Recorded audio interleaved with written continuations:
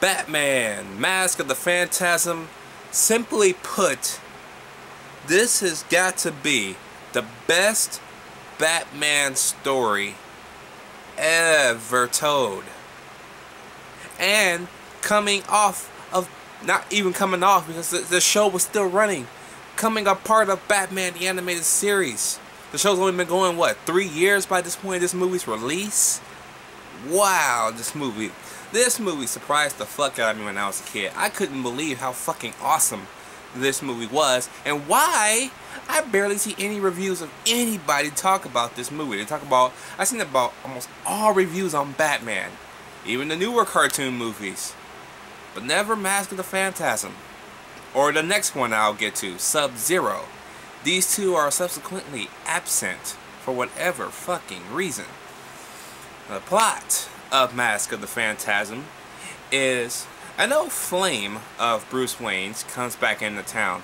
At the same time, you got this new vigilante who doesn't have a problem of going after mob bosses, but not only going after them, actually killing them. And because he looks just like Batman, Batman has now been accidentally framed, and now he has to clear his name and find out who is behind all this stuff. At the same time, for that, a crime boss who's next on the vigilantes list goes to the one man who thinks is Batman, goes to the one man that can possibly get under Batman's cape, the Joker. This movie is amazing. It's fucking amazing. I won't say anything about the animation because it's the same animation as the animated series.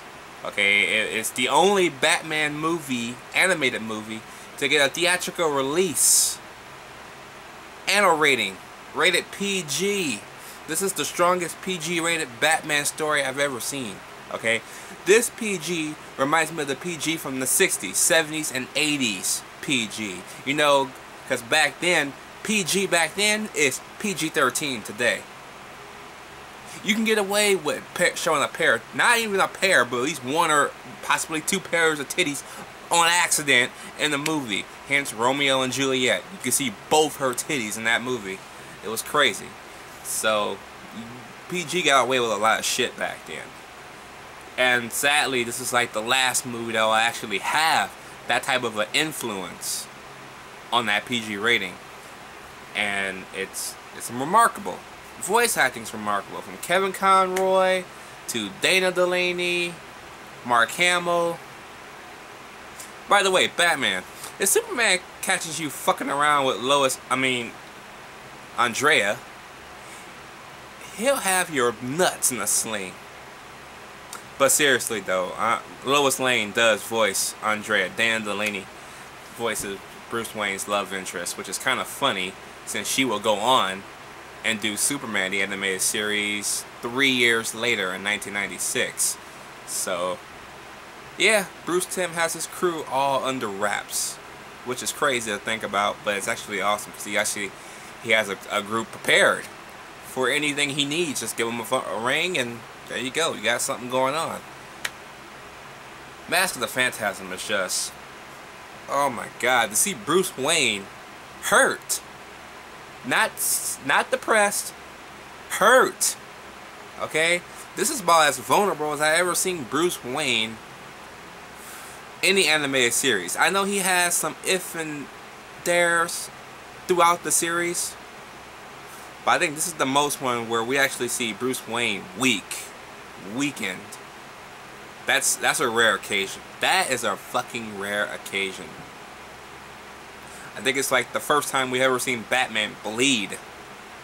So it's kind of ironic that in the movie he's asking Superman, does he bleed? I ask you, Batman, do you bleed? Because you will. And you did from this movie. Mask of the Phantasm will get an A+ with my badass seal of approval with a big ass red cherry on top, because I fucking love this movie as more so not do any other live action Batman movie that has ever been produced. This is the definitive story for Batman, and it's just out there. Anyways, guys, if you know anything or have seen by now Batman Mask of the Phantasm, as if any of y'all have not, it's been like almost 22 years since this movie came out. Drop your comments down below. Let me know what you guys think about this fucking awesome joy to watch on screen, man. Just relish at story and character development from a cartoon. Not a movie, an animated cartoon. That's not Disney and Pixar. I'm talking about Warner Brothers and DC. That's a rare feat. That is a rare feat. And that is something not even the newer cartoons can do. Yeah, the newer cartoons are entertaining, sure. You can have all the blood and violence and stuff all you want. But if you don't have a hard-hitting story like Phantasm, I'll remember you. But you're like right here. Phantasm's like sitting on top of my head with a 100-pound Bane sitting on top of that. That's how much of a weight this movie will have over my lifetime. Anyways, guys, I will see you when I review Sub-Zero. I am out. Peace.